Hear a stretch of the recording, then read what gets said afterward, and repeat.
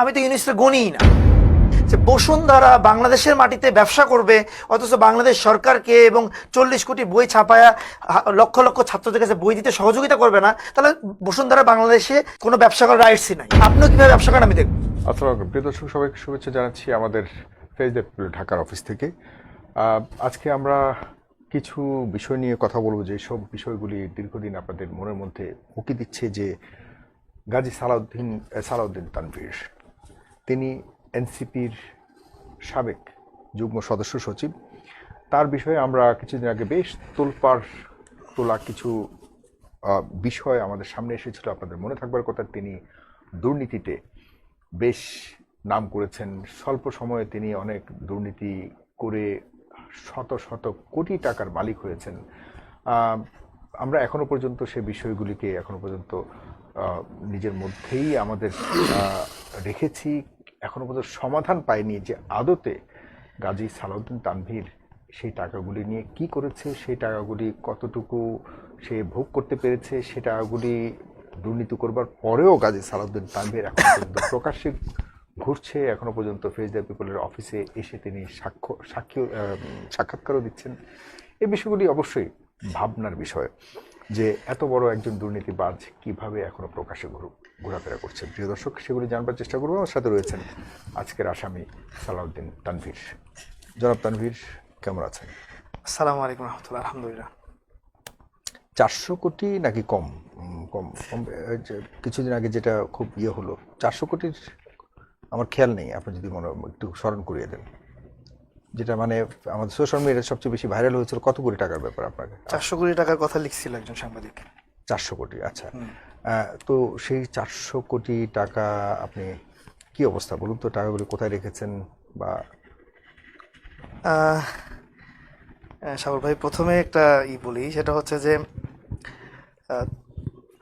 এনসিপির সাবেক না আমি। সাবেক না? না, কারণ হচ্ছে এটা হচ্ছে একজন সাময়িক একটা অব্যাহতিপত্র ছিল এটা, এবং সেটার আমাকে যে শোকজ করা হয়েছিল সেটার জবাবগুলো আমি দিয়েছি। কিছুদিন আগে আমি এটা আমার অনলাইন ফেসবুক আইডি থেকে আমি জবাবনামাটা পুরোটা সাধারণ মানুষের দেখার জন্য দিয়েছি। এটার কারণ ছিল হচ্ছে, যেহেতু সাময়িক অব্যাহতিপত্রটা দিয়েছিল অনলাইনে, সবাই দেখছে এই বিষয়টা, তা আমার মনে হয়েছে যে আমার জবাবনামাটাও সবার জানা উচিত। যে প্রশ্ন আমাকে করা হয়েছে, যে কারণে শোকজ করা হয়েছে, সেটার উত্তরটা আমি কি দিয়েছি। এবং এটা এমন একটা বিষয় ছিল যে সবাই জানলেও এখানে কোনো অভ্যন্তরীণ কোনো বিষয় না, দলীয় কোনো বিষয় না, যেটা গোপন থাকবে, সেটা আমি করছি। এবং সেইটা এই মুহূর্তে আমার সাথে আছে, এবং এটা আমি একরকম হাতে লিখে দিছি। আমি হাতে লিখে পছন্দ করি। এটা এমনি আপনার হাতে করছি। বিস্তারিত যে আমার নামে যে অভিযোগগুলো আসছিল বলে শোকজ করছে, সেটার উত্তরগুলো এখানে আছে। দ্বিতীয় হচ্ছে যে কোনো একটা অর্থ বা পয়সা নিজের হাতে আসলে সেটা খরচের ব্যাপার, বা সেটা হেফাজত করার ব্যাপার, বা সেটা খাওয়ার ব্যাপার, এগুলো আসে। এ ধরনের কোনো কিছু আসলে আমার কাছে আসেনি, কারণ এটা একটা অসত্য, মিথ্যা একটা তহমত বা অপবাদ ছিল আমার নামে, যেটা বিস্তারিত আমি ব্যাখ্যা করছি এই জবাবনামার মধ্যে। হয়তো এটা আমার ওই সময় দিলে ভালো হতো। দুর্নীতি তো শুধুমাত্র এনসিটিভি সংক্রান্তই ছিল, এরপর বা ডিসি নিয়োগ, এই দুটাই ফলো করে প্রচার করা ছিল, এবং আর অন্য কোনো কিছু কখনো ওইভাবে আসেওনি, বা কেউ কখনো বলেওনি। প্রাথমিক অবস্থায় ছিল ডিসি নিয়োগের ব্যাপারে, পরবর্তীতে আসছিল হচ্ছে এনসিটিভির কাগজ ক্রয় সংক্রান্ত। তো যেহেতু ওই দুটা ভিন্ন ভিন্ন সময় আসছিল, এটা ডিসিটা আসলে একদম শুরুর দিকে, অক্টোবর মাসের দিকে, যখন নতুন ডিসি নিয়োগের একটা ব্যাপার চলতেছিল বা নিয়োগ হয়ে গেছিল।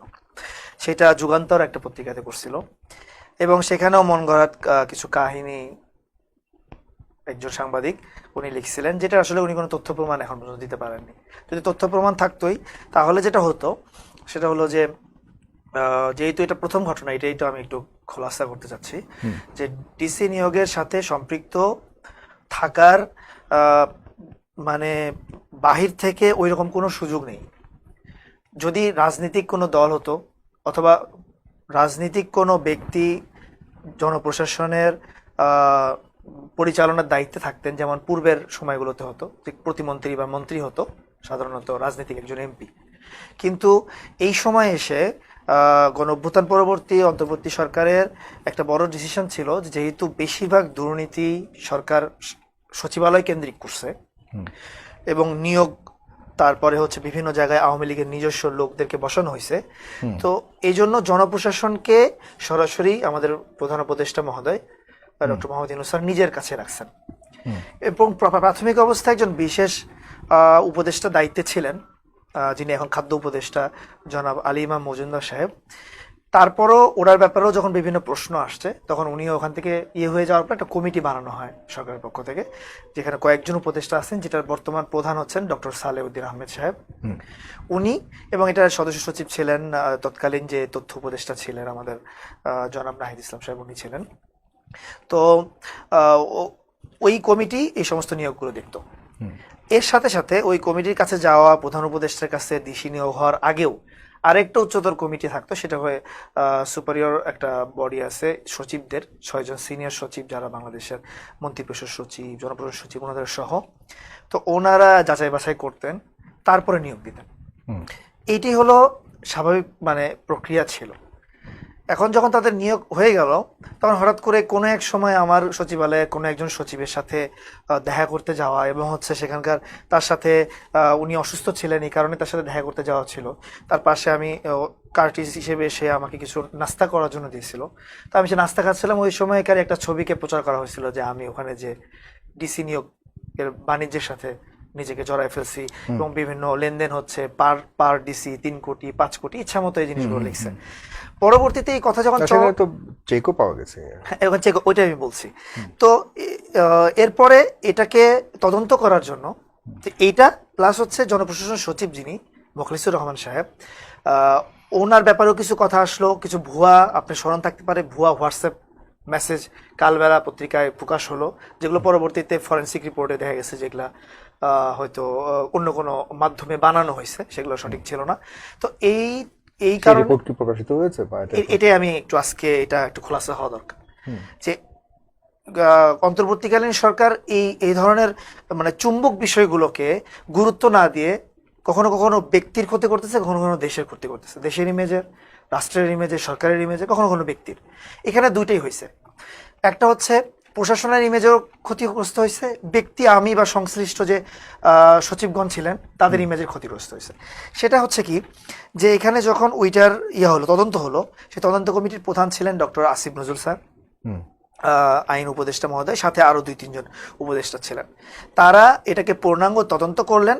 তদন্ত করার পরে ওনারা আমাদের যে প্রেস সচিব মহোদয় যেখান থেকে নিয়মিত বাংলাদেশের সব অবস্থাগুলো প্রেস ব্রিফিং করেন প্রধান উপদেষ্টার বাসভবনের পাশে, ওখান থেকে উনি যেদিন প্রেস ব্রিফিং করলেন, ওখানে শুধু এতটুকু বলা হলো যে ডিসি নিয়োগ সংক্রান্ত যেই দুর্নীতির বিভিন্ন তথ্যগুলো এসছে, সেটা কোনো ব্যক্তির নামে হোক, কোনো প্রশাসনিক কর্মকর্তার নামে হোক, সেই ব্যাপারে আমরা কোনো প্রমাণ পাইনি বা এই ধরনের কোনো ঘটনা ঘটেনি। নির্দিষ্ট নিয়মের অধীনে ডিসি নিয়োগ করা হয়েছে, এটা হচ্ছে তাদের ছিল।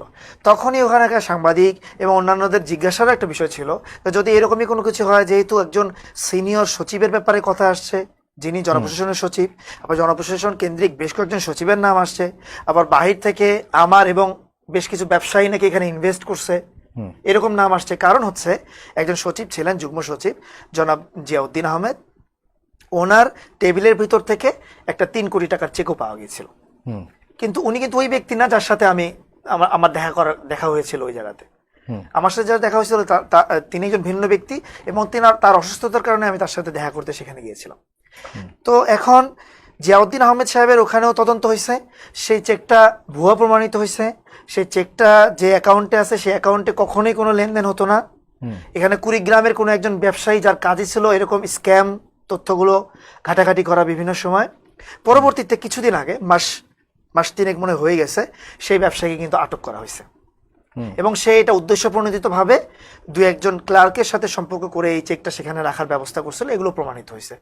ওখানে জিয়াউদ্দিন সাহেবও যে জড়িত না, এটা প্রমাণিত হয়েছে ওখানে। এবং আমার সাথে যিনি ছিলেন, যার ছবি ছিল, জনাব আলী আজম সাহেব যুগ্ম সচিব ছিলেন, যিনি পরবর্তীতে ঢাকা বিভাগীয় কমিশনার হয়েছেন অতিরিক্ত, এবং এখন হচ্ছেন সম্ভবত অর্থ মন্ত্রণালয়ের দায়িত্বে আছেন। তো ওনারটাও প্রমাণিত হয়েছে যে উনি এর সাথে কোনো ধরনের জড়িত না, কারণ ওনারা জড়িত হওয়ার কোনো চান্স নেই এখানে।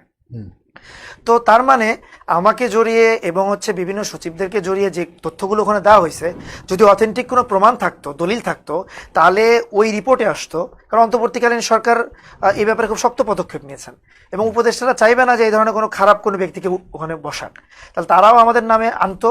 আর তারা যদি কোনো কারণে কনস্পিরেসি করতো বা কোনো ধরনের ষড়যন্ত্র ওখানে থাকতোই আমাদেরকে বাঁচানোর বা আমি ব্যক্তিকে বা কোনো সচিবকে বাঁচানোর, তাহলে বাইরে যদি সঠিক প্রমাণ থাকে, তাহলে যারা ওখানে রিপোর্ট করছে, সচিবালয় বিটে তো অনেক দিন ধরে কাজ করে, যিনি রিপোর্ট করছেন একজন যুগান্তরের সাংবাদিক, উনি আমার সাথে যতবার কথা বলেছেন ততবার বলছেন উনি নাকি 24 বছর ধরে সচিবালয়ে কাজ করেন।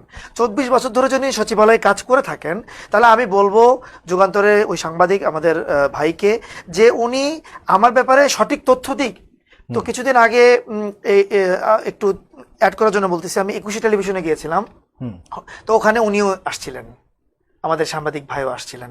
তো উনি ওখানে বললেন যে ওনার ব্যাপারে অনেক অফিসার বলছে, মানে আমার ব্যাপারে অনেক অফিসার বলছে যে কোনো সচিব বা উপসচিব বলছে, হ্যাঁ উনি অনেক প্রভাব খাটাচ্ছেন, উনি ওখানে নাম দিচ্ছেন, ওনার নাম ছাড়া কেউ ডিসি হচ্ছে না। হ্যাঁ, তা আমি তখন ওখানে জিজ্ঞাসা করছিলাম যে আপনি যদি আমাকে দোষী প্রমাণিত করতে চান, তাহলে একমাত্র পদ্ধতি হলো ওই ব্যক্তিগুলোকে সাক্ষী হিসেবে নিয়ে আসেন, সেটা আমার কাছে হোক অথবা ওই উপদেষ্টা প্যানেলের কাছে হোক, অথবা ভিতরগতভাবে তদন্ত করেন। কিন্তু উনি তখন কোনো জবাব দেননি। তো যদি প্রমাণিত কেউ সাক্ষী না পায় যে আমি এরকম ভাবে মানে ওই সাথে জড়িত আছি, তাহলে শুধুমাত্র এই কথা বলার উদ্দেশ্য, আমি তো বলবো ওনার নাম জনাব আমিরুল ইসলাম সাহেব, যুগান্তরের সাংবাদিক। আমি ভাইকে বলবো যে আপনি যদি আমার ওই যে কথাগুলো বলেন যে ব্যক্তি হিসেবে বিভিন্ন সচিব উপসচিবরা আমার নাম বলতেছে যে আমি এই ধরনের কাজ করেছি, তাদের নাম যদি আপনি না দিতে পারেন, তাহলে বলবো যে তাহলে আপনি কারো পক্ষপাত দুষ্ট হয়ে কাজ করতেছেন। যে হয় কাজ করবে, আপনি তো বিশেষ ব্যাপারে তো আপনার তো তখন সব মন্ত্রণালয়ে যাওয়া আসা ছিল এবং আপনার একটা পদচারণা, ব্যাপক পদচারণা ছিল সেসব এলাকাতে। সেই মন্ত্রণালয়ে যাওয়ার সাংবাদিকও বা আপনার পেছনে কেন লাগবে? আর তাও একটা ফার্ম নয়, 2টা ফার্ম থেকে আপনার বিরুদ্ধে লেখা হয়েছে, আরেকটা কি বাংলা পোস্ট না, ওই সময় যুগান্তরে লিখেছে, এবং যুগান্তর লেখার পরের কয়েকদিন, টানা কয়েকদিন অন্য কোনো পত্রিকা রিপোর্ট করেনি, অন্য কোনো পত্রিকা রিপোর্ট করেনি, কারণ তারা অবশ্যই কোনো এরপরে পরবর্তী পত্রিকাগুলো এরপরে থেকে রিপোর্ট করা শুরু করছে যে হ্যাঁ এই ধরনের কোনো কিছু হয়েছে। কিন্তু যুগান্তরই প্রথম রিপোর্ট করছে, কিন্তু ওই দিন আরো মেইন স্ট্রিম মিডিয়া কেউ এই ধরনের কোনো রিপোর্ট করেনি। পরবর্তী কয়েকদিন পরে আসছে, তখনও সেগুলোতে আমার নাম খুব সংক্ষিপ্তভাবে আসছে যে হ্যাঁ হতে পারে সেও জড়িত আছে। এবং যখন 3 কোটি টাকার চেকটা পাওয়া গেছিল, তখন আবার নতুন করে লিখছিল। কিন্তু এছাড়া অন্য কোনো পত্রিকা এত বেশি হাইলাইট করেনি। যদি প্রমাণ না থাকে, তাহলে একটা প্রমাণ ছাড়া বিষয়কে শুধুমাত্র অভিযোগের ভিত্তিতে নিয়ে আসা, এটা তো মানে কোনো ব্যক্তিকে, আমি এই জন্যই বলতেছি যে অবশ্যই কেউ কারো দ্বারা প্ররোচিত হয়ে এটা হচ্ছে। কারণ প্ররোচিত হয়ে যদি না হতো, তাহলে প্রমাণ তো যেরকম আমার নামে লিখতে পাচ্ছে, আমি ব্যক্তির নামে লিখতে পাচ্ছে, তাহলে এই কথাও তো লিখতে পারে যে অমুকে বলছে। কোন ডিপার্টমেন্ট কি অনুসন্ধানী কোন রিপোর্ট আপনার বিরুদ্ধে দিয়েছে যে যেখানে প্রমাণিত হয়েছে? এখন পর্যন্ত কেউ দেয়নি, কেউ, কারণ কোনো প্রমাণ পায়নি কেউ। দুদকে ধরনের কোনো কিছু আসেও নি। দুদকে ইয়ে করা হয়েছে না? সেটা কিছুদিন আগে যখন এনসিটিভির কাগজ ক্রয়ের ব্যাপারে কিছু কথা আসছে, তো আমাদেরই রাজনৈতিক বন্ধু মহলের অন্য কোনো দলের পক্ষ থেকে সেখানে অভিযোগ করা হয়েছে। তো তারপরে তারা আনছে, কিন্তু তারা ওইটার ব্যাপারে আনছে, ডিসিটার ব্যাপারে আনেনি এবং আমাকে কোনো জিজ্ঞাসাবাদও করেনি। আপনার তো বিদেশ যাওয়ার নিষেধাজ্ঞা আছে, আপনার অন্যান্য নিষেধাজ্ঞা। জি, এইটার ব্যাপারে আমি নিজেও অবাক হয়ে গেছিলাম যে এই ধরনের প্রমাণ ছাড়া কোনো বিষয়ের ক্ষেত্রে দুদক কিভাবে এই ধরনের ডিসিশন নিচ্ছে। যখন আমি ডাইরেক্টর বা ওই ধরনের যারা এটা নিয়ে তদন্ত করছে তাদের সাথে কথা বলেছি, তারা আমাকে জানাইছে যে এটা আমাদের নিয়মিত একটা প্রসিডিউর, যার ব্যাপারে আমরা তদন্ত করি। তো এনআইডি ব্লক এবং হলো বিদেশ যাত্রা। তাই আমি বলছি আমি তো বিদেশ যাওয়ার কোনো প্রয়োজনও নাই এই মুহূর্তে, এটা রাখেন, কোনো অসুবিধা নাই। আর এনআইডিরও নিয়মিত এরকম হয় না যে আমি কোনো মানে নিয়মিত এনআইডি ব্যবহারের আসলে কোনো প্রয়োজন নাই, আমি এটাতে কোনো না, মানে আমি খুব অস্বস্তি ফাইট করছেন যে বিনা কারণে যদি আপনার বিরুদ্ধে আপনার এনআইডি, মানে আপনার নিজের রাষ্ট্রীয় অধিকার অ্যাজ এ সিটিজেন আপনি কি এ- পাল্টা চ্যালেঞ্জ জি করেছেন? এটা চ্যালেঞ্জটা এরকম যে ওনাদেরকে যখন আমি বলেছি তখন ওনারা বলছে যে আমরা খুব অল্প সময়ের মধ্যে এই মানে তদন্তটা শেষ করব। তো আমি বললাম যে তাহলে অন্তত এটা করেন যে কি বলে কিছুদিনের মধ্যে করে এটা রিপোর্ট দেন। তো ওনারা আমাকে প্রথমে অবস্থায় বলছিল যে হ্যাঁ আমরা কিছুদিনের মধ্যে করে রিপোর্ট দিব, কিন্তু এখন দেখতেছি যে এটার ক্ষেত্রে অনেক বেশি দীর্ঘায়িত করা হচ্ছে, যার কারণে আমিও আমার ডিসিশন এরকমই নিয়েছি যে খুব অল্প দিনের মধ্যেই আমি আমার লয়ারের মাধ্যমে দুদকে এটার ব্যাপারে নোটিশ পাঠাবো যে কোনো ধরনের প্রমাণ ছাড়া কোনো বিষয়বস্তুর উপরে বা আমি যেটাকে মিথ্যা মনে করতেছি বা এতদিনের প্রায় 3-4 মাস হয়ে গেছে তারা এখন পর্যন্ত কোনো ধরনের তথ্য প্রমাণ আমার বিরুদ্ধে আনতে পারেনি। কারণ যে ধরনের জিনিসের তথ্য প্রমাণ আনে আপনি জানেন যে সাথে সাথে কিন্তু দুদক তাদের বিরুদ্ধে মামলা করে। দুদক আমার বিরুদ্ধে এখন পর্যন্ত দুদক কোনো মামলা করেনি, দুদক শুধুমাত্র তদন্ত করতেছে। কিন্তু বাইরে পারসেপশনটা কিন্তু এরকম যে মানুষ মনে করতেছে মামলা করা হয়েছে, আমি সেটাতে ধরা খাইছি, এরকম কিছুই নাই জায়গাতে। শুধুমাত্র অভিযোগ তদন্ত চলতেছে এবং এই তদন্তের জন্য তারা বিভিন্ন জায়গাতে আমার কিন্তু আমি অবাক হচ্ছি আপনার বিরুদ্ধে এতগুলি অভিযোগ এবং খুব ইম্পর্টেন্ট জায়গাগুলিতে আপনার থেকে অভিযোগ এসছে এবং জায়গাগুলি নিয়ে আপনার বিরুদ্ধে অভিযোগ এসছে, এই কোনোটারই কি কোনো ভিত্তি নেই? কোনোটারই ভিত্তি নেই। ভিত্তি আচ্ছা আমি একটু মানে এটা প্রশ্ন না, উত্তর হিসেবে আমি কথাটা বলতেছি। মানে দুদকের মতো একটা প্রতিষ্ঠান এটাতে তদন্ত করতেছে, বিভিন্ন পত্রিকারা বিভিন্ন সময় লিখছে, অনেকে তো ইনভেস্টিগেশন সাংবাদিকতাও করে, এটাও করতেছে। আবার ব্যক্তি মহলেও হচ্ছে সচিবদের মধ্যে অনেক ভালো লোক আছেন, তারা চান না এই ধরনের ঘটনা ঘটুক। তাহলে যদি কোনো জায়গাতে কোনো একটা জায়গাতে যে এই জিনিসটা কোনো একটা সাক্ষী থেকে যেত, কোনো একটা প্রমাণ থেকে যেত, তাহলে কোনো না কোনো ভাবে তো কোনো না কোনো সোর্স থেকে এটা বের হয়ে আসতো, কিন্তু এখন পর্যন্ত আসলো না। এর পরবর্তী যে বিষয়টা ছিল এনসিটিভির যে বিষয়টা ছিল, সেখানে আমি আজকে কিছু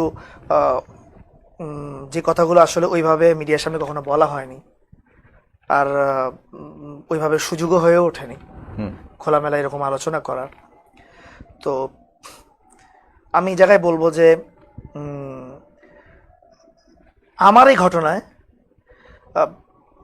অন্তর্বর্তীকালীন সরকার ব্যবস্থাপনা কতটা ভঙ্গুর এবং অন্তর্বর্তীকালীন সরকারের উপদেষ্টারা দেশ পরিচালনার ক্ষেত্রে কতটা মানে মাফ করবেন শব্দের ব্যবহার করতে হচ্ছে, অদক্ষতার পরিচয় দিচ্ছেন এবং দুর্বলতার পরিচয় দিচ্ছেন, সেটা ফুটে উঠবে। যদি আপনি মনে করেন তাহলে আমি পিছনের কয়েকটা কথা আমি বলতে চাই। সেটা হচ্ছে যে সম্ভবত 16 অথবা 17 ডিসেম্বর আমাদের তৎকালীন যেহেতু উনি এখন উপদেষ্টা আছেন কিন্তু ওই সময় শিক্ষা উপদেষ্টার দায়িত্বে ছিলেন ডক্টর ওয়াহিদুদ্দিন মাহমুদ স্যার, উনি সাংবাদিকদেরকে বললেন যে এখন পর্যন্ত 40 কোটি বইয়ের মধ্যে মাত্র 5 কোটি বই এনসিটিভি ছাপাতে পারছে, অথচ জানুয়ারির প্রথম সপ্তাহে ছাত্রদেরকে 40 কোটি বই হাতে দেওয়ার কথা। এখন প্রশ্ন হলো যে মাত্র 5 কোটি বই দিয়ে কি করবে? তাও 5 কোটি বই, সব বই মিলে, এমন না যে শুধু বাংলা শুধু ইংরেজি, বিভিন্ন ক্লাসের বই মিলে ক্লাস 1 থেকে 10 পর্যন্ত। তখন উনি বললেন যে আই এম টোটালি বিট্রেড। কার দ্বারা? তাহলে আমার মন্ত্রণালয়ের ব্যক্তি আছে, এনসিটিভির যে মানে অফিসার প্যানেল আছে তারা, তারপরে প্রেস মালিক। তাহলে কেন? তাহলে কারণ হচ্ছে এই টেন্ডারগুলো, এই যে কাগজ ছাপানোর যে টেন্ডার ছিল বই ছাপানোর, সেটা তো খুনি হাসিনার সময়ের, স্বৈরাচারের সময় হয়ে গেছে জুন জুলাই মাসে। তখন তো অন্তর্বর্তী সরকারও নেই, তখন তো আমরাও কেউ নাই, ওখানে ঢোকার কোনো প্রশ্ন নেই। তো লম্বা সময়ের সেই দীপুমণি, নওফেল, এ ধরনের স্বৈরাচারী মন্ত্রী যারা ছিল, তো ওই অবৈধ সরকারের মন্ত্রীদের অবৈধ প্রেস সমিতি যা ছিল, মোস্তফা জব্বারের ভাই রব্বানী জব্বারের নেতৃত্বে সেটা পরিচালিত হয়, এখনো ওই প্রেস সমিতি আছে। এটা বড় অবাক করার কথা, এখনো মোস্তফা জব্বার ভাই আছে, মোস্তফা জব্বারের ভাই রব্বানী জব্বারই সেটা সভাপতি এখনো। এমনকি ওই সাথে আরেকজন ব্যক্তি আছেন যিনি হচ্ছেন, উনিও মানে আওয়ামী রাজনীতির সাথে জড়িত ছিলেন, সেক্রেটারি নোয়াখালীর একজন প্রেস মালিক রুবেল। ওনারা দুইজন পুরা প্রেস সিস্টেমটাকে দখল করে রাখছেন আজকের দিন পর্যন্ত, আপনি আমি কথা বলছি এই মুহূর্ত পর্যন্ত। সরকার সেখানে কোনো ব্যবস্থা নেয়নি। তো যেহেতু বই ছাপাতে হবে এবং জুন জুলাই মাসে তাদের টেন্ডার পেয়ে গেছে, তো এই কোম্পানিগুলো অনেক অনেক বই পাইছে, 2 কোটি, 2.5 কোটি, 3.25 কোটি করে বই পাইছে। তো তারা কি করছে, সরকার পরিবর্তনের পরে বই ছাপানো কমাই দিছে, অথবা কি করছে, মেশিন বন্ধ রাখছে, মেশিন 18 ঘন্টা না চালিয়ে সরকারকে চাপে রাখার জন্য। এই ধরনের ঘটনা ঘটছে। যখন এগুলো তথ্য যখন শিক্ষা উপদেষ্টা মহোদয়ের সামনে আসছেন, উনি হতাশা অনুভব করছেন। তো এই জায়গাতেই আপনি একটু এটাকেই স্ট্যাবলিশ করার জন্য বলতেছি না, বাস্তব অবস্থা বলতেছি। ওই সময় সরকার হোক, যে কোনো সংস্থা হোক, যে কোনো সমস্যায় কিন্তু ভাই সমন্বয়কদেরকে হোক, ছাত্র নেতৃত্বদের সহযোগিতা নিয়েছে। এটা কিন্তু কেউ মানে করতে পারবে না। এবং বর্তমানে আমাদের বাংলাদেশের সবচেয়ে বড় রাজনৈতিক দল এবং হচ্ছে বহুদলীয় রাজনীতিক মানে নিয়মের প্রবর্তনই হয়েছে জাতীয়তাবাদী দল বিএনপির কাছ থেকে। ওনারও ওই দলেরও যারা প্রবীণ ব্যক্তি তারাও কিন্তু ওই সময় এটা স্বীকার করে নিছেন যে ছাত্র নেতৃত্বে ছাত্রদের আন্দোলনের কারণে আমরা এই অবস্থা পেয়েছি। তো ওই সময় ডক্টর ওয়াহিদুদ্দিন মাহমুদ স্যার ছাত্রদের সহযোগিতা চাইছেন। তখনই তার সাথে আমার ইনভলভ হওয়া, যদিও এর আগেও তার সাথে আমার পরিচয় ছিল, মানে শিক্ষক যেহেতু উনি একজন রিনাউন্ড শিক্ষক বাংলাদেশের, সেই হিসেবে অনেকের সাথে তার পরিচয় আছে। তো ওনার সাথে যখন আমরা দেখা করলাম আমি বিশেষ করে, তো তখন উনি বলল যে দেখো তোমরা আমাদেরকে কিভাবে বাহির থেকে সহযোগিতা করতে পারো করো, আমরা কোনোভাবেই মন্ত্রণালয়, সচিবালয়, তারপরে হচ্ছে জাতীয় শিক্ষা বোর্ড, পাঠ্যপুস্তক বোর্ড, এখান থেকে কোথাও থেকে আমি সহযোগিতা পাচ্ছি না, সবাই আমাকে ধরা খাওয়াই দিছে, এরকম একটা কথা। মানে আমি তার প্যাসিভ কথাটা বললাম। তখন আমি বললাম স্যার তাহলে আমি তো একবারেই জানি না কখনো এই ব্যাপারে, যদি আপনি বলেন তাহলে আমি একটু বাহির থেকে খোঁজ নিতে পারি যে কারা আসলে এই মানে সমস্যাটার কারণ। তখন বলো তাহলে তোমরা যদি জানতেই চাও একটা বারের জন্য তো এনসিটিভিতে যেতে হবে। এনসিটিভি এই জাতীয় মানে পাঠ্যপুস্তক বোর্ড, এটা আমরা শুধুমাত্র বইয়ের পাতাতেই দেখতাম। আপনার খেয়াল আছে কিনা ভাই, যে বই মলাট উঠালেই প্রথম পৃষ্ঠাতে একটা কিছু কথা লেখা থাকতো, ভূমিকা, সেখানে পাঠ্যপুস্তক বোর্ডের চেয়ারম্যানের কিছু লেখা থাকতো। তা আমরা তো সবসময় ওইটাই দেখে আসছি, আমরা কখনো যাইওনি সেখানে। তো শিক্ষা উপদেষ্টা মহোদয় যখন বললেন তখন আমি সেখানে গেলাম, যাওয়ার পরে সেখানকার চেয়ারম্যানের সাথে পরিচয় হলো। তো উনি তখন বললেন যে আমরা তো একদমই খুব পেরেশানিতে আছি। পেরেশানিটা কি, বই কেন ছাপাতে পারেননি? তো বললো দুটা কারণ। একটা হচ্ছে জুলাই পরবর্তীতে বইয়ের কিছু ইতিহাসের পরিবর্তন করতে হয়েছে, যেমন আওয়ামী বন্দনা, তারপরে মুজিব বন্দনা যেগুলো ছিল, প্রত্যেকটা বইয়ের পৃষ্ঠার মধ্যে শেখ মুজিবের ছবি, এই ধরনের জিনিসগুলো যেগুলো ছিল, তো এগুলো পরিবর্তন করা দরকার ছিল। ইতিহাস বিকৃতি করছিল তারা, আমাদের মুসলিম জননেতা ভাসানী, তারপরে হচ্ছেন শহীদ প্রেসিডেন্ট জিয়াউর রহমান সহ আরও যাদেরকে অনেক ছোট করে, তারপরে 3 নেতা, তাদেরকে যে ছোট করা হয়েছে, তো ওই জিনিসগুলোকে সঠিকভাবে আনা দরকার ছিল। আর জুলাই বিপ্লবের ঘটনাটা, গণ অভ্যুত্থানের প্রকৃত চিত্র, এগুলো আনা দরকার ছিল। এজন্য বেশ কিছু শিক্ষাবিদদেরকে নিয়ে একটা কমিটি করা হয়েছিল যে এটা সংস্কার করে। তো অলরেডি টেন্ডার হয়ে গেছে, বই ছাপানো শুরু। এরপরে যখন আবার ইতিহাস পরিবর্তন করা, মলাট পরিবর্তন করার কাজ আসছে, অবশ্যই আবার ওই কয়দিন তো প্রেস বন্ধ রাখতে হয়েছে। প্রায় 1-1.5 মাসের কাজ ছিল এটা। আপনি শুনলে অবাক হবেন, সেপ্টেম্বরের 15 তারিখে এই কাজ শেষ হয়েছে।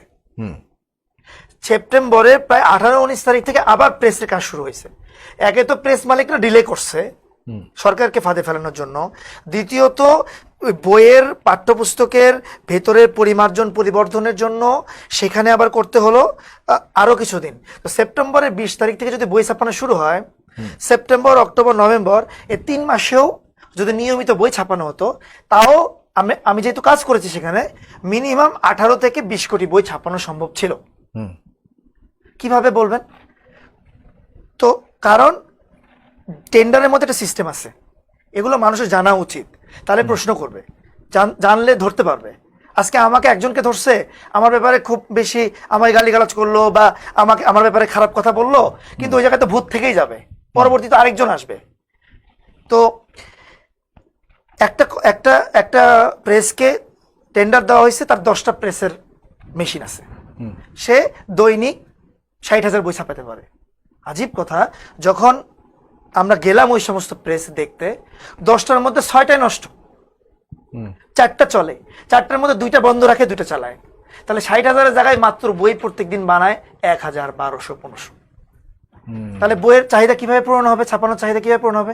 তাহলে ওই ব্যক্তিদেরকে ওই পুরানো এবং নষ্ট ইয়ার উপরে, মেশিনের উপর টেন্ডার কারা দিচ্ছে? ওই শিক্ষা মন্ত্রণালয়ের সচিবের সাথে জড়িত আছে, কারণ তাদের ওখানে যে পরীক্ষা করার কথা ছিল, টিম বানানো ছিল, তারপরে এনসিটিভির টিম আছে, শিক্ষকদের টিম আছে, তারা যে ওখানে নিরীক্ষক হিসেবে দেখে আসছে যে এই প্রেসের এই সক্ষমতা আছে। এখন যেদিন আমি প্রথম গেলাম ওখানে, তো আমি জিজ্ঞাসা করলাম যে আপনাদের কি সমস্যা একটু বলেন। তখন ওরা আমাকে বললো কি যে ভাই আমাদের তেমন কোনো সমস্যা নেই, ছোট্ট সমস্যা, কিন্তু এটা হয়ে গেলে আমাদের কাজ শেষ। আমি বললাম কি বলেন, 5 কোটি বই এতদিনে ছাপাতে পারলো মাত্র, 35 কোটি বই কি 15-20 দিনে ছাপাতে পারবে? বলে যে না, কিন্তু জানুয়ারির মধ্যে পারো। তো আমি বললাম কি সমস্যা বলেন, আমার মাথাতে এত নাই যে সামনে এত বড় বড় ক্রাইসিস আসতেছে, আমার মাথাতেই নাই এগুলো। তো তখন উনি বললো যে বইয়ের উপরে যে মলাটটা আছে, এই যে এরকম যে মলাট উপরে, এটাকে বলে আর্ট কার্ড। এটা পেপার না, এটা হলো কাগজ, আর এটাকে বলে আর্ট কার্ড। তো এই আর্ট কার্ডটা বাজারে নাই, যার কারণে বইওয়ালারা বই বানাচ্ছে ঠিকই, কিন্তু বই যখন মলাট করতেছে, তো মলাট ছাড়া তো বই দেওয়া যাবে না ছাত্রদেরকে। তা আমি বললাম তাহলে কি? বলো যে কয়েকটা কোম্পানি আছে, তো এই কোম্পানিগুলো হচ্ছে আর্ট কার্ড নিয়মিত সরবরাহ করে, এরা কোথাও মজুদ রাখতে পারে। তো আমি বললাম যে এরা যদি মজুদ রাখে তাহলে তাদের নাম দেন একটু, আমরা দেখি। তো 2-4 জনের কোম্পানির নাম বেরো যে এরা আর্ট কার্ড নিয়ে আসে। আর্ট কার্ড নিয়ে আসার ব্যাপারে কথা বলতেই তো তখন হচ্ছে আর্ট কার্ডের কি বলে জানার জন্য আমি আমার এক পরিচিত একজন আত্মীয়কে কল দিলাম, যিনি হচ্ছে গার্মেন্টস ব্যবসার সাথে জড়িত। কারণ আপনি জানেন যে শার্ট বা এরকম কাপড়ের ভিতরে একটা মলাটের মতো দিয়ে রাখে ভাঁজ ঠিক রাখার জন্য, যখন আমরা নতুন কাপড় কিনি, আপনি খেয়াল করছেন কিনা? তো ওইটা কিন্তু আর্ট কার্ডের মূল কাগজটা। তো তখন আমি তাকে কল দিলাম যে ভাই এরা আর্ট কার্ড কিভাবে আনে, আপনারা কিভাবে?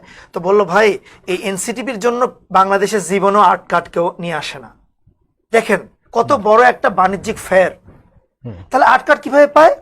এটা একটা ওপেন সিক্রেট, কিন্তু সরকার সহযোগিতা করতেছে, সরকার চাইলে এটাকে সমাধান করতে পারে। সেটা কি? সেটা হচ্ছে যে আসলে আর্ট কার্ড নিয়ে আসে লট হিসেবে গার্মেন্টসের জন্য, অতিরিক্ত টাকায় গার্মেন্টসের জন্য এই ধরনের শুল্কমুক্ত ভাবে নিয়ে আসে, যেহেতু বাংলাদেশের গার্মেন্টসের জন্য এটা সরকারের পক্ষ থেকে একটা ছাড় দেওয়া আছে। শুল্কমুক্ত অল্প টাকায় নিয়ে এসে বেশি টাকায় সরকার অথবা প্রেস মালিকের কাছে এই আর্ট কার্ড বিক্রি করে। প্রথমেই একটা জিনিস আমার কাছে ধরা পড়লো। তখন আমি সাথে সাথে এটা করার সাথে সাথেই তখন আমি ওয়াহিদুদ্দিন মাহমুদ স্যারকে বললাম, স্যার এত বড় একটা সমস্যা। তো উনি বললো দেখো তুমি আগে এটা করো, আমি এনবিআর কে বলে ওদেরকেও ধরাবো। যেহেতু আমাদের ওই সময় আমাদের মধ্যে জজবাই কাজ করতো কিভাবে দেশটাকে ভালো করা যায়, সমস্যা এই ধরনের জিনিস থেকে। তখন আমি ওয়াহিদুদ্দিন স্যার, স্যার আমি তো কাজ করব, কিন্তু আমার তো লিগ্যাল অথরিটি কি? এটা হলো আজকের মানে একটা ইম্পর্টেন্ট পয়েন্ট হওয়া উচিত। কারণ আমি কেন কাজ করব এনসিটিভিতে? ছাত্ররা প্রথম কয়েকদিন ট্রাফিকের কাজ করছে, এই কাজ করছে, সেগুলোর ক্ষেত্রে অনেক প্রশ্নবিদ্ধ হতে হয়েছে। তাহলে আমি একটা সরকারি অফিসে যে নাক গলাবো, সেখানে কিছু কথা জিজ্ঞাসা করব, সাহায্য করব, কেন? আমি এটাই তো প্রশ্ন। তো সেই জায়গাতে উনি বললেন যে তোমার অথরাইজেশন আমি, ডক্টর ওয়াহিদুদ্দিন মাহমুদ স্যার বলেন তোমার অথরাইজেশন আমি। আমি বললাম স্যার কিভাবে? তাহলে আমি কথা বলছি ইয়ার সাথে, প্রধান উপদেষ্টা মহোদয়ের সাথে। আমি বললাম উনি কি বলছেন? বলে যে ছাত্র উনি, আমি তোমার কথা বলছি। আমি বলছি আপনার নাম বলছেন? হ্যাঁ আমি তোমার নাম বলছি, এবং তোমার সাথে আরো কিছু ছেলে পেলে আমাদেরকে সহযোগিতা করবে যাতে আমরা বই উদ্ধার করতে পারি। তখন প্রধান উপদেষ্টা মহোদয় এই কথা বলছেন যে হ্যাঁ দ্রুত যার সহযোগিতা নিয়ে হোক, যে হোক, আপনি বই দেন, তাছাড়া তো সরকারের নাম দুর্নাম হয়ে যাবে, বাইরে ন্যারেটিভ যাবে যে ইউনূস সরকারই হয়েছে। এরপরে কি হলো, উনি আমাকে বললেন, তখন আমি একটু আশ্বস্ত হলাম যে ওনার মতো একজন আমাদের এত কাছের প্রিয় মানুষ, শিক্ষক, আবার এই প্রধান উপদেষ্টা মহোদয় জানেন, তা আমি কাজ করি, অসুবিধা কি আছে এখানে? আমি তখন বললাম স্যার আমার কিছু সাপোর্ট লাগবে। কি লাগবে? আমি একটা তথ্য পাইছি 3 জায়গায়, 3 জায়গার তথ্য পেয়েছি, এই 3 জায়গায় আর্ট কার্ড রাখছে মজুত করে, কিন্তু তারা বাজারে বিক্রি করতেছে না দাম বাড়ানোর জন্য। তোমার যত ফ্যাসিলিটি লাগে তানবে তুমি নাও। এটা ওয়াহিদুদ্দিন মাহমুদ স্যারের কথা ছিল। আমি ঠিক আছে স্যার, ওকে। তো আমি বললাম স্যার তাহলে তো আমাকে তো গাজীপুর যেতে হবে, গাজীপুর তো আমি জেলে তো আমাকে ধরে মারবে। তো আমি বললো যে তাহলে আমি এখনই ডিসিকে বলে দিচ্ছি গাজীপুরের, ওখানে উনি লিগ্যাল টিম পাঠাবে, ম্যাজিস্ট্রেট সহ, তারাই তোমার সাথে থাকবে, তুমি দেখিয়ে দিবা, ম্যাজিস্ট্রেটরা যা ওই জায়গাতে যিনি যদি থাকে আসলেই পাওয়া যায় এই করবে। Sir very good.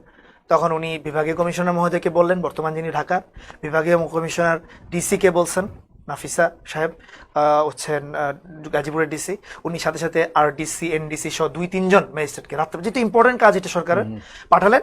আর আমি এখান থেকে হচ্ছে গাজীপুরে ওই জায়গাতে গেলাম, থানায় গেলাম, থানার যে ওসি ওখানকার উনি আমাকে রিসিভ করলেন, করে বললেন যে ওনারাও আসছেন, চলেন আমরা ওই জায়গাতে যাই। যে লোকেশনটা পেয়েছিলাম একজনের মাধ্যমে, ওই লোকেশনে গেলাম। ওই লোকেশনে যেদিকে একটা প্রেস, সেটাও ইনলিস্টেড এনসিটিভি, তারাও কিছু কাজ পাইছে 30-40 লাখ বইয়ের। কিন্তু 30-40 লাখ বই ছাপাতে যে পরিমাণ আর্ট কার্ড লাগে তার চেয়ে 100 গুণ বেশি আর্ট কার্ড সে মজুত করে রেখে দিচ্ছে। আচ্ছা, তারপরে তাকে জিজ্ঞাসা করলাম আপনি কেন এগুলো রাখছেন, থতমত খাচ্ছে, কথা বলতেছে না। এই অবস্থাতে যখন তাকে একটু প্রেশার দিল আমাদের ম্যাজিস্ট্রেট মহোদয় এবং হচ্ছে ওসি সাহেব সহ, এবং আমিও বললাম ওর কাছ থেকে বের করেন কথা, সে তখন বলল আমাদের আসল ঘাঁটি হচ্ছে নরসিংদীতে।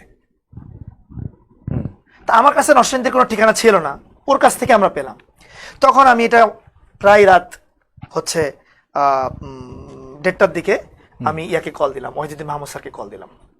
হ্যাঁ, ওয়াহিদুদ্দিন মাহমুদ স্যারকে যখন কল দিলাম, ওয়াহিদুদ্দিন মাহমুদ স্যার আমাকে বললেন যে তানভীর তুমি চিন্তা করো না, আমি ডিভিশন কমিশনারকে বলে দিচ্ছি, নরসিংদীর ডিসি তোমাকে সহযোগিতা করবে, তুমি যাও। নরসিংদীর ডিসি রাশেদ সাহেবের কাছে কল দেওয়া হলো, উনি ওখানে এসপি সহ সবাইকে ওখানে পাঠায় রাখলেন। এদিক থেকে আমরা গেলাম, গাজীপুরের ডিসি মহোদয় আমাদেরকে সুবিধা করে দিলেন, উনি একটু গাড়ির ব্যবস্থা করে দিলেন নরসিংদী পর্যন্ত পৌঁছানোর জন্য। ওখানে আমরা গেলাম, যাওয়ার পরে ওখানে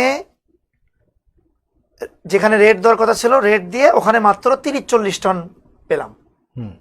কিন্তু যেহেতু ওরা তথ্য দিচ্ছে, আমার কাছে বারবার মনে হচ্ছিল কিছু একটা পাওয়া যেতে পারে এখানে। আপনি অবাক হয়ে যাচ্ছেন না কথাটা শুনে? একজন আনঅথরাইজ ব্যক্তি এতগুলো রেট করতেছে, কিন্তু সরকার কিন্তু পুরো সহযোগিতা করতেছে আমাকে, এসপি ডিসি প্রশাসন সবাই যাচ্ছে, এবং প্রধান শিক্ষা উপদেষ্টা মহোদয় মানে অর্ডারে যাচ্ছে। এরপরে আমরা একটু আশেপাশে ঘুরতেছিলাম, ওই প্রেসের ঘুরতে ঘুরতে হঠাৎ করে একটা বিল্ডিং চোখে পড়ছে আমাদের। সেই বিল্ডিংটার বাইরে সম্পূর্ণভাবে একটা 3তলা বিল্ডিং এর ডিজাইন, কিন্তু ওখানে কেউ থাকে না শুনছি।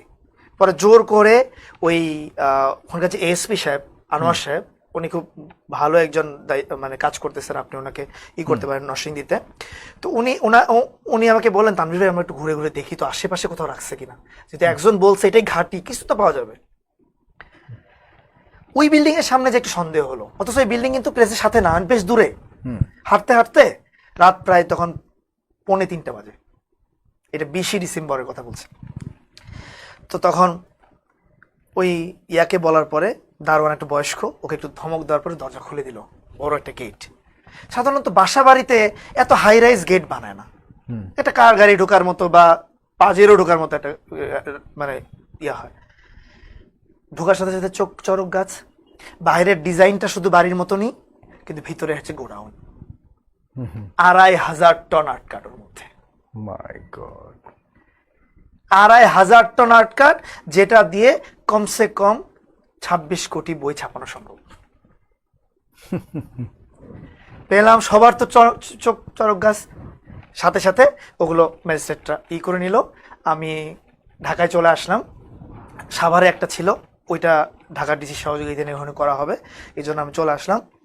ওইটা পরের দিন থেকেই ওইটার কাগজপত্র সবকিছু না হলো, সব তো ওটা অবৈধ।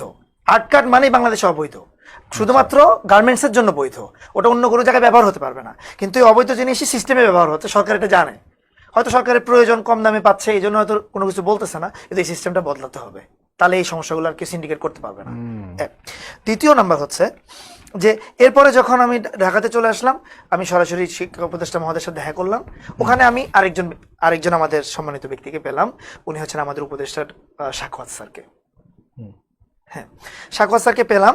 সাখাওয়াত স্যার ওখানে কেন? যেহেতু বই নিয়ে একটা বড় জটিলতা সৃষ্টি হয়েছে, ডক্টর ওয়াহিদুদ্দিন মাহমুদ স্যার ইউনুস স্যারকে বলছেন এ কথা যে এটা নিয়ে খুব ঝামেলা হচ্ছে, কি করা যায়। তখন ইউনুস স্যার নিজে সাখাওয়াত স্যারকে এটা বলছেন, এটা তার কথা আমি আপনাকে শোনাচ্ছি, উনি যেভাবে বলছে যে উনিও সহযোগিতা করবেন। কাকে? শিক্ষা উপদেষ্টা মহোদয়কে। তো উনিও বললেন যে হ্যাঁ তানভীর, এটা খুব ভেরি গুড জব, খুব ভালো কাজ হয়েছে, আরো কিছু যদি পাওয়া যায়, আর যদি আমি 1000-1200 টন পাই কোথাও থেকে এরকম, তাহলে কিন্তু আমার আলহামদুলিল্লাহ 40 কোটি বই আলহামদুলিল্লাহ ছাপানো হয়ে যায়। এটা আমারও ভালো লাগতেছিল যে প্রধান উপদেষ্টা মহোদয় জানেন আমি একটা কাজ সহযোগিতা করতেছি, কি প্রয়োজন আমার অথরাইজেশন নেওয়ার, আমি চলে যাব আমার কাজে, আমার তো এটা কাজ না। তো তারপরে আমি সাভারে গেলাম, ঢাকা ডিসি মহোদয় সহযোগিতা করলেন, ওখানেও আমরা প্রায় 300-400 টনের মতো আমরা পেলাম এক জায়গা থেকে। শুরু করতে হবে। হ্যাঁ, তো এই যে পাওয়া হলো, এরপরে আমরা যখন চলে আসলাম, এর প্রায় 10-12 দিন ভাই চলে গেছে। আমি তো খুব, সবাই খুশি, শিক্ষা উপদেষ্টা মহোদয় খুশি, উনি আমাকে ডেকে বললেন যে খুব ভালো কাজ করেছেন। এরপরে যেটা হলো, হঠাৎ করে এনসিটিভির চেয়ারম্যান শিক্ষা উপদেষ্টা মহোদয়ের কাছে গেছেন, উনি আমাকে ওয়াহিদ মাহমুদ স্যার আবার আমাকে ডাকলেন এই ঘটনার 10-12 দিন পরে। ডাকার পরে বললেন যে তানভীর, ব্যাপারটা একটু অন্যরকম হয়েছে। আমি বললাম কি স্যার? এখন তো সমস্যা হচ্ছে আর্ট কার্ড তো তুমি উদ্ধার করে দিছো, তো এখন তো সমস্যা হচ্ছে ইয়াতে কাগজ নাই দেশে। এতদিন তো আর্ট কার্ড তো মাত্র 10,000 টন আর্ট কার্ড হলে 40 কোটি বই হয়ে যায়, সেগুলো মোটামুটি উদ্ধার হয়ে গেছে, কাজ চলতেছে। কিন্তু এখন এটা স্যার তাহলে কি করা যায়? বলে যে এই যে বসুন্ধরা, মাফিয়া বসুন্ধরা, মেঘনা, এরা এই বড় বড় কাগজ কোম্পানিগুলো প্রত্যেক বছর এনসিটিভির সাথে মিটিং করে যে আমরা দৈনিক 300 টন করে কাগজ দিতে পারবো, আপনারা টাকা পাঠাবেন, প্রেস মালিকরা দিবে, আমরা দিয়ে দিব।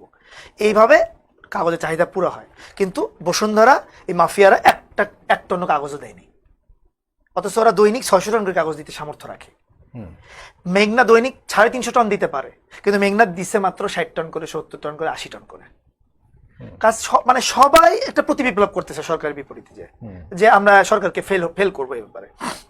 হ্যালো স্যার, এত বড় বড় মাফিয়ার সাথে আমি কি করব? তখন ওনারা বললেন যে তুমি পারবা, তুমি করো, কিছু একটা করো। তো তখন আমি বসুন্ধরায় কল দিলাম। তো বসুন্ধরা তো আলাদা একটা স্টেট বানাইছে বাংলাদেশের মধ্যে, পাওয়াই যায় না। আব্দুল সোবহান শাহ আলম, সে মনে করে যে হাসিনা শুধু তার সাথে কথা বলবে, আর কাউকে সে মানুষ হিসেবে গণনাই করে না, এরকম একটা তার ভাব। তারপরে অনেক লিয়াজু করে 2 দিনের মাথায় যে তাকে পাওয়া গেল, তার একজন লেফটেন্যান্ট কর্নেল, একজন তার উপদেষ্টা ধরলো মনে হয়। তারপরে সে অনেক কথা বলার পর তাকে দিল। তো আমি তাকে জিজ্ঞাসা করলাম যে আপনি কাগজ দিচ্ছেন না কেন? আপনি কে? তখন আমি তাকে কি জবাব দেবো, আমার অথরাইজেশন কি? তখন আমি তাকে বললাম যে শিক্ষা উপদেষ্টা মহোদয় আমাকে কাজ করার দায়িত্ব দিয়েছেন, আপনার সাথে কথা বলে আপনার কোম্পানি থেকে যেন নিয়মিত কাগজ আসে, যাতে আমরা ছাপাইতে পারি বইগুলো। তখন আমি মানে কিভাবে বলবো শব্দগুলো, সে বলতেছে এটা যে আমি তো ইউনিভার্সিটি গণিই না, এটা বলেছে। হ্যাঁ, এটা বলেছে সে। এবং যেহেতু হচ্ছে হোয়াটসঅ্যাপে কথা বলা হয়েছে, আমি জানি না এটাকে কোনো মাধ্যম এটাকে রেকর্ডিং করতে পারবে কিনা বা নিয়ে আসা যাবে কিনা। তা আমি যেহেতু ডক্টর মোহাম্মদ ইউনূস স্যারকে আমরা ধারণ করি, তাকে আমরা চাইছি, বাংলাদেশের মানুষ চাইছে, এই জন্য প্রধান উপদেষ্টা হয়েছেন, এবং তার ইমেজকে আমরা কখনোই সংকটে ফেলতে চাই না। এই ধরনের একজন মাফিয়া লোক এই ধরনের কথা আমাকে বলবে, আমি তো চুপ থাকবো না।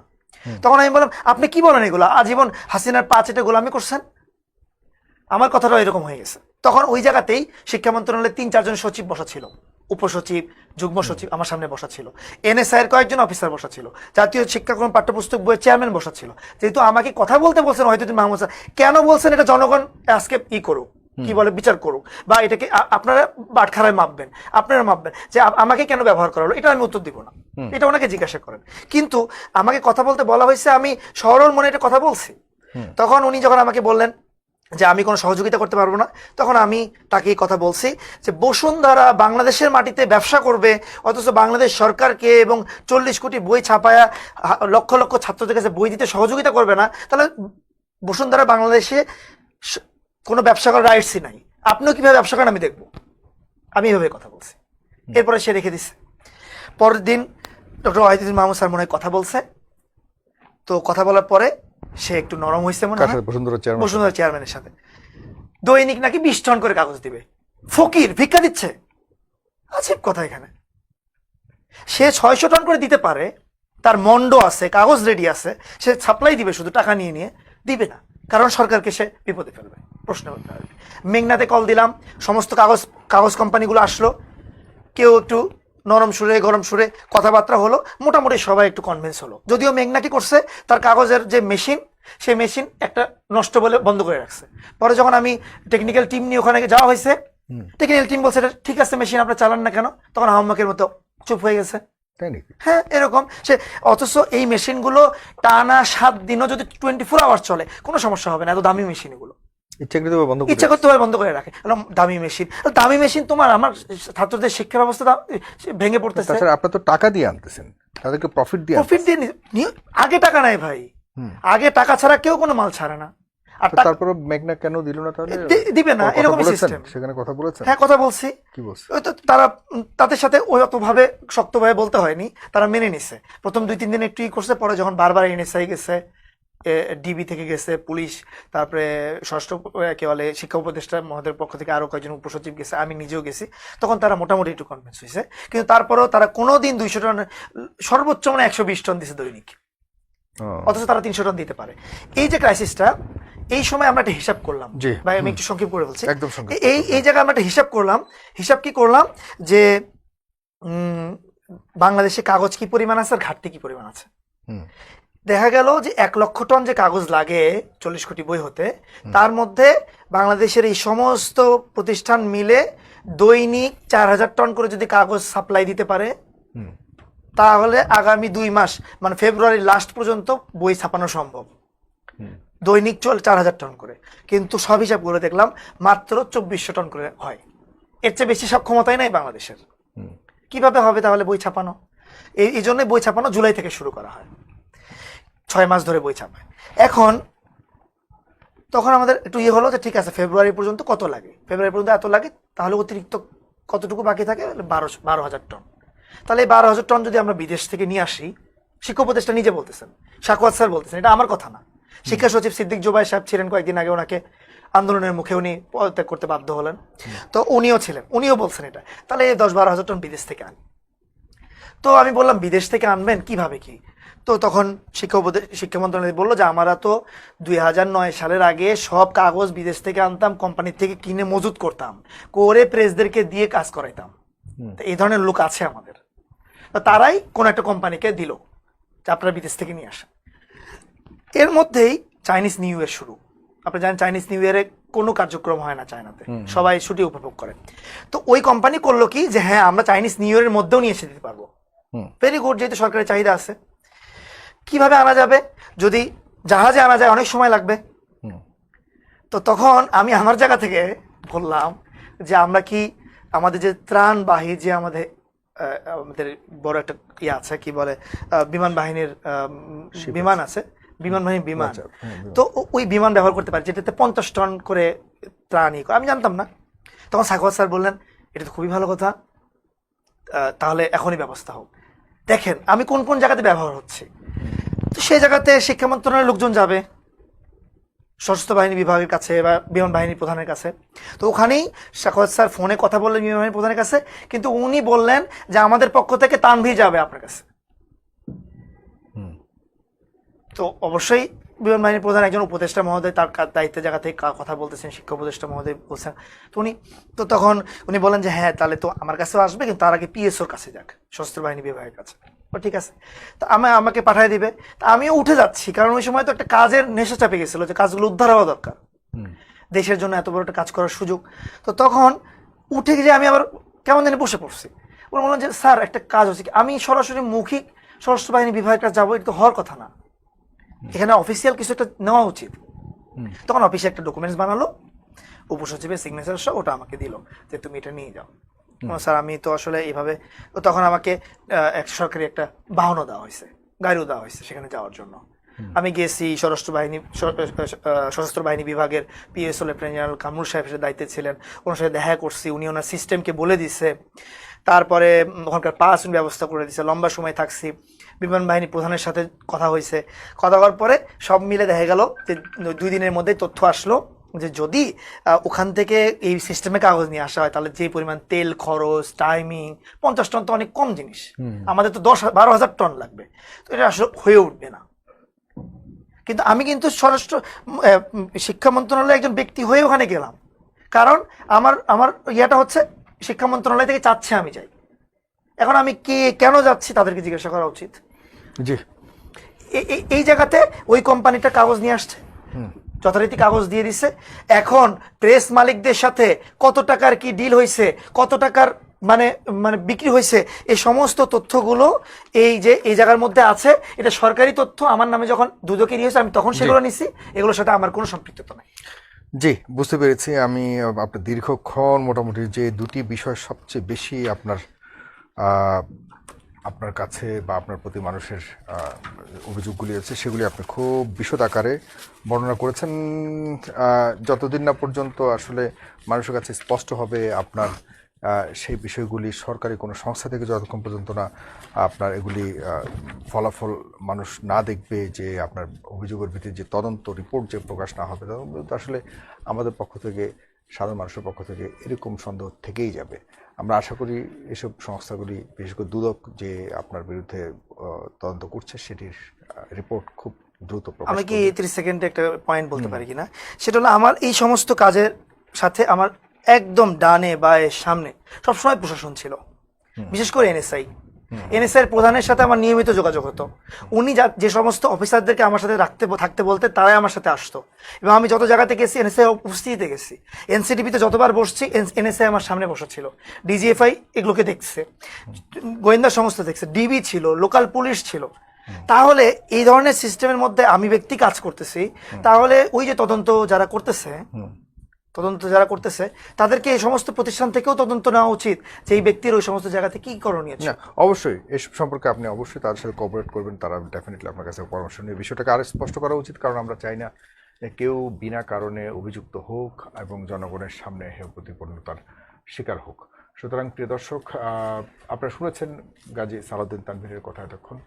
আপনাদের কাছে কেমন লেগেছে জানি না, আপনাদের মতামত অবশ্যই জানাবেন আমাদের কমেন্ট বক্সে। দেখা হবে অন্য কোনো বিষয় নিয়ে অন্য কোনো সময়। ভালো থাকবেন, সুস্থ থাকবেন। শুভরাত্রি। আসসালামু আলাইকুম।